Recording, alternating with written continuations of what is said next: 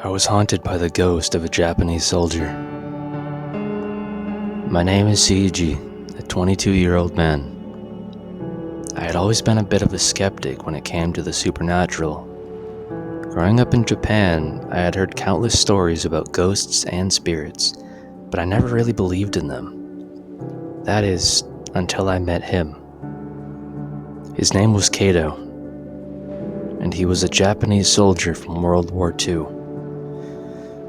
He had been killed in battle, and his spirit had remained trapped in our world, full of rage and resentment.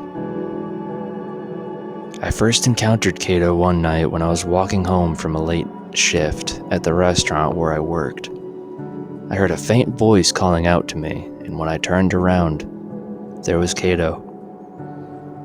Standing there in his old military uniform, his face is distorted, twisted with anger. I tried to run, but it was like my feet were stuck to the ground. Kato approached me, his eyes boring into mine, and I knew that I was in serious trouble. "You don't belong here," he spat at me. "I will make you pay for what you've done." I had no idea what he was talking about, but I knew that I had to get away from him. I tried to run again, but it was like I was moving in slow motion.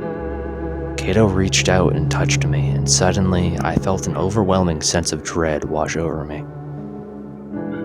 I woke up the next morning feeling disoriented and confused. I had no memory of what had happened the night before, but I knew that something was off. I felt like I was being watched, and every time I turned around, there was nothing. As the days went on, things only got worse. I started to see and hear things that weren't there, and I couldn't shake the feeling that Kato was inside of me, controlling my actions. My parents noticed the change in my behavior, but they had no idea what was causing it.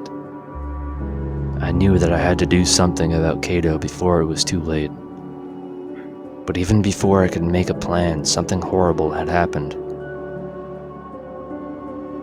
One night, I was walking home from work. Everything was just fine until all of a sudden, everything went black. When I regained my consciousness, I saw my parents on the floor, brutally murdered with my bare hands. There was too much blood everywhere. I was terribly shaking. I couldn't believe what I was seeing. I had no memory of killing them, but the evidence was right in front of me. I knew that Kato had taken over my body, using me as a vessel to seek revenge on those who he felt had wronged him. I was not stopped then either. I couldn't live with the guilt and the knowledge that I had been responsible for the deaths of my own parents. I knew that I had to turn myself in and face the consequences for what I had done. But as I sat in the police station confessing to the murders, I couldn't shake the feeling that Kato was still with me, watching and waiting for his next chance to take control. As the trial went on, it became clear that I was not in my right mind at the time of the murders. Eventually, I was deemed insane and unfit to stand trial.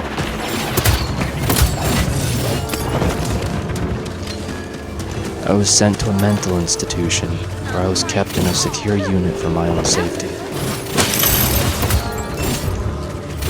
But even in the institution, Kato continued to haunt me.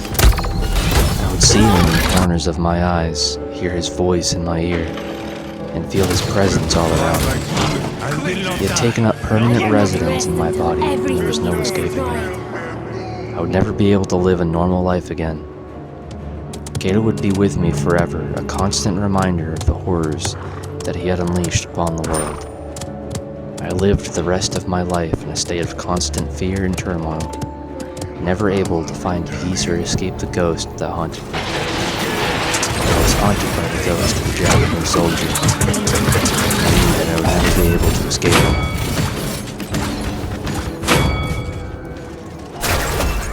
If you liked this story, be sure to check out I Was Haunted by the Ghost of a Japanese Soldier in the Scary Stories subreddit.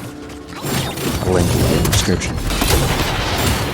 If you're going to bed soon, sweet dreams, and if you have a full day ahead of you, I hope it goes well. I'll see you in the next one. Ciao.